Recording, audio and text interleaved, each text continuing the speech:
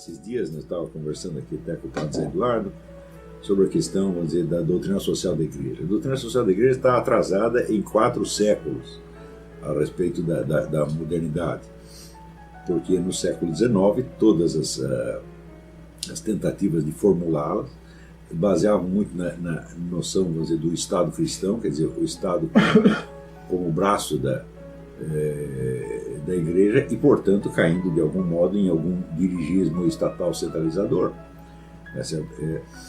De onde veio também a própria nebulosidade da palavra liberalismo, na medida que você é contra o liberalismo teológico, você acaba sendo contra o liberalismo econômico também, como é que se diz? Por osmose, assim como o pessoal liberal, partindo da ideia de economia liberal, acaba aderindo de algum modo a um liberalismo teológico também por osmose. Quer dizer, tudo isso é absurdo, é confusão, e a confusão não interessa a ninguém. A confusão é o campo propício de atuação do demônio.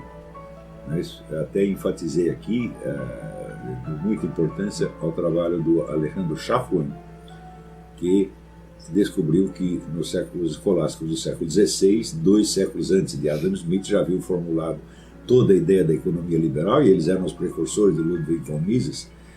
Eu acho que se não houver um diálogo intenso entre os intelectuais católicos e os liberais e libertários, tudo estará perdido. Porque o fato é que só dentro do capitalismo liberal foi que a Igreja pôde prosperar em segurança e, na verdade, quando a situação engrossou na Europa, para onde eles correram? Correram para os Estados Unidos. Então, senão de ficar com frescura com relação à economia liberal, isso tem realmente que acabar. Quase 20 anos atrás, escrevi um artigo chamado Capitalismo e Cristianismo, que já dizia isso aí. Até hoje, eu não vi o menor sinal de uma iniciativa desse tipo entre intelectuais católicos. Eles ficam se apegando, por exemplo, à ideia de que o Estado é o braço da Igreja. Bom, essa ideia surgiu quando fundaram o Império Romano do Ocidente, com Carlos Magno.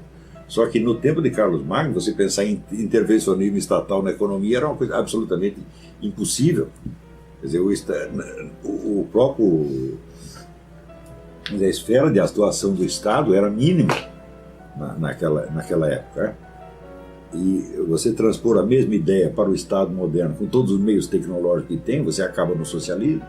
E em vez de você ver alguma iniciativa de compreensão do liberalismo por parte dos intelectuais católicos, você vê, né, o Papa aí dando força para a teologia da libertação, essas bobagens todas. Né? Quer dizer, parece que, não tem aquele ditado grego que quando os deuses querem destruir uma pessoa, primeiro enlouquece. Então, não sei se são os deuses, devem ser os capetas. Né? Primeiro enlouquece as pessoas e depois as destrói. Mas é evidente que quem quer que a esta altura esteja, vamos dizer, aderindo a esta expectativa de acabar com a pobreza por meio da ação estatal é um idiota perfeito, seja ele bispo, cardeal, papa, qualquer, não interessa. Se tem uma coisa que está provada, é impossível. Veja, quando, por exemplo, o socialismo paga um salário de fome para o sujeito, prometendo um futuro melhor, o futuro vai ficando cada vez pior. Se o capitalista faz a mesma coisa, na geração seguinte já tem uma vida melhor. Isso foi sempre assim. Isso é experiência histórica universal. Então, você começa mal, mas você progride. Se você pegar, vamos dizer, até os escravos que vieram da África adquiriram um padrão de vida infinitamente melhor, tá certo? Sob o capitalismo do que jamais poderiam ter na sua terra de origem. Quer dizer, o capitalismo promete e cumpre, tá certo? Não é uma maravilha, mas é o que existe de melhor. Agora, em todo o campo da economia, você não vai encontrar uma coisa mais sensata do que a escola austríaca, com todo o seu desenvolvimento, desde o início, com o Böhm-Bawerk até Murray Rothbard e esse Hans Hermann Hoppe. Esse pessoal, no que diz respeito à economia, eles estão montados na razão. O problema é que, como o foco deles é a economia, eles extrapolam da economia para o resto. Então acabam achando que o liberalismo funciona em todas as esferas da sociedade, o que não é verdade. Porque toda a proposta mesmo da economia liberal é baseada na ideia da ação humana e da escolha livre. Quer dizer, o que determina, né, é a teoria deles do valor. Eles se contrapõem à teoria do Marx, diz que o valor é a quantidade de trabalho socialmente necessário para produzir uma coisa, eles dizem, não, o valor é o quanto as pessoas estão dispostas a pagar. Tá certo? E o quanto elas estão dispostas a pagar depende de valores subjetivos que elas têm. Então, é claro que esses valores não podem ser estabelecidos, vamos dizer, pelo mesmo mecanismo do mercado, embora as decisões sejam livres. Tá certo? Então, você não pode dizer que um valor ele se torna positivo para certas pessoas porque ele é aprovado pelo mercado. E seria a mesma coisa que dizer que os valores só valem para fulano porque eles valem para os outros também. Isso seria uma coisa inteiramente absurda. Tá certo? Então, a esfera dos valores tem que ser acessível a uma discussão objetiva que escapa totalmente do controle do mercado. Tá certo? Então, é difícil fazer os liberais e libertários entenderem isso. Né? Quer dizer, o mercado é livre, as decisões são livres, tá certo? Mas os valores não dependem do mercado. Ao contrário, eles moldam o mercado. Né? Então, isso é um dos muitos pontos que tem que ser revisto, que tem que ser repensado. E quando a gente vê essa intelectualidade católica, hoje em dia, sobretudo, depois tão traumatizado com o Concílio Vaticano II, né? Eles parecem que não têm mais aquela flexibilidade intelectual para examinar as coisas como são. Então, dizer, o pessoal conciliar, então, nem precisa falar, porque são um bando de vigaristas.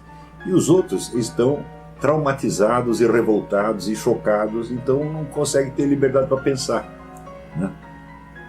O que a gente tem que pensar é o seguinte, olha, se o Vaticano inteiro se vender, se o clero inteiro se vender, isso não modifica absolutamente nada no que Cristo falou.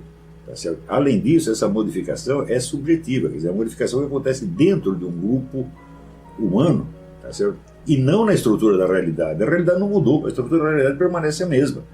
Tá certo? E a estrutura da realidade o que é? É o Logos, são as leis eternas, isso aí não vai mudar absolutamente nada. Então não é para se espantar muito, não. Nem com a crise da igreja, a pessoa já sai desmaiando, né?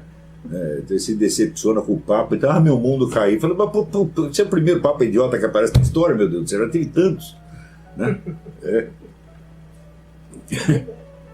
E além disso, é o seguinte, você tem, vamos dizer, a santidade do cargo não é afetada pela estupidez que está lá dentro. E as besteiras que ele fizer serão apagadas com o tempo, tá entendendo? Então não é para se impressionar muito com isso, não.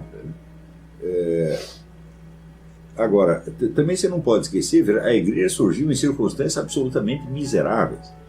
Tá certo? E se a igreja está em crise, fala, ela está tão ruim quanto estava no século I, falou, não estava, né? Agora ninguém... Né? Aquele tempo todo mundo era jogado aos leões. Né? Hoje em dia, né, no Ocidente não acontece, as pessoas falam mal da gente, boicotam, mas não nos jogam aos leões ainda, porque vocês estão chorando. Né? Então isso aí é tudo, hipersensibilidade. Então, nós só podemos fazer face a esta cultura moderna se aparecer não em escala nacional, mas em escala internacional, quer dizer, uma intelectualidade cristã muito mais forte do que tem hoje.